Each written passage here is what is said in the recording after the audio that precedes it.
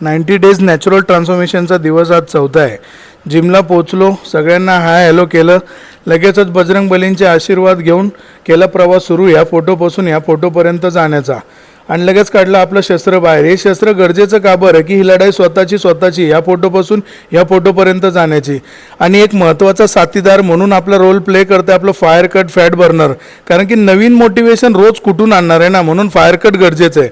चला तुम्हाला ट्रायसेपच्या वॉरमध्ये घेऊन आलो. पहिला सेट करतो क्लोज ग्रिप बेंच प्रेसचा मसल बिल्डिंग एक्सरसाइज आहे. दुसरा सेट करतो केबल पुश डाऊन विथ रोपने, जे की इम्पॉर्टंट आहे. आणि तिसरा सेट करतो आपण केबल पुश डाऊन जो बार्बलने, जे की हे पण एक इम्पॉर्टंट आहे. आणि कंट्रोल मुवमेंट घ्या.